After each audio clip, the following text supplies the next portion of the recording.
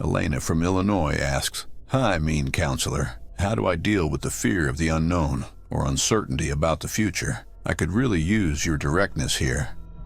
Oh, Elaina, you're scared of the big, bad, unpredictable future. Let me guess. You're lying awake at night, worrying about things you can't control, driving yourself into a frenzy of what-ifs. Well, congratulations on joining the human race. You think you're unique in fearing the future? No, Elaina, you're not special. Everyone with a pulse has dealt with this. The difference is, some people deal with it, and others just spiral into a black hole of their own making. So let's break down how you can quit wasting your time worrying about what might happen and actually do something useful. Except that control is a myth.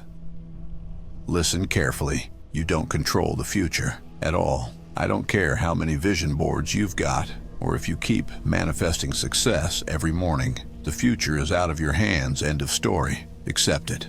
The sooner you face this fact, the sooner you can start focusing on what you can control, like your actions and decisions today. If you spend your time trying to plan for every possible disaster, you'll end up like one of those doomsday preppers who stockpiles 40 years of canned beans just in case.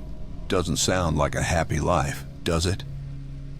So, Elaina, start letting go of that illusion of control. You'll feel 100 pounds lighter when you finally accept you don't run the universe.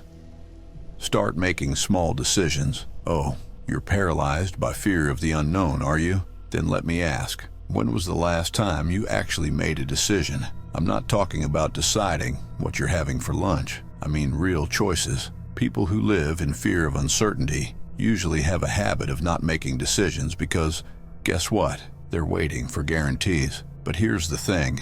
No one's going to hand you a stamped letter saying, "Good choice, Elaina. Future confirmed." So start small. Pick something uncertain that you've been avoiding and actually make a decision. The real secret, once you start making decisions, uncertainty becomes less scary because you'll realize you can handle whatever comes next. That's called resilience, and it doesn't come from hiding in fear. Worst case scenario, it's not as bad as you think. Now, let's dive into that creative little imagination of yours, the one that keeps conjuring up every worst case scenario like you're directing a horror movie. What if you actually looked at one of these horrible possibilities for once? You'll probably find that, shockingly, it's not the end of the world. Let's say you're worried about losing your job in some economic downturn. All right, if you lose your job, what's your game plan? Chances are, if you stop panicking for a second, you'll see you have options.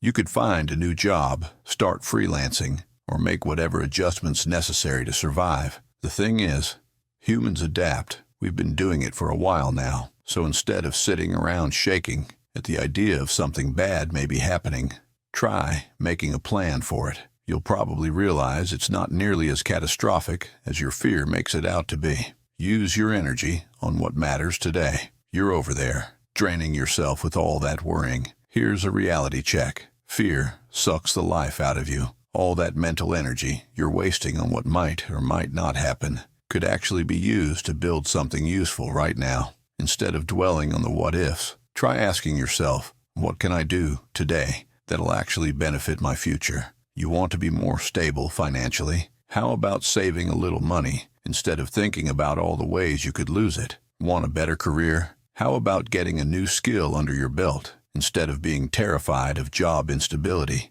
Newsflash, Elaina. Focusing on real actions in the present is the only way to actually impact your future. Try it, instead of overloading your mind with every possible disaster. Here's a hard truth, Elaina. Waiting for the day you magically stop fearing the future is like waiting for pigs to fly. If you want to deal with fear, learn to coexist with it and do what you need to do anyway. That's called courage, and it's way better than living in worry of things you can't control.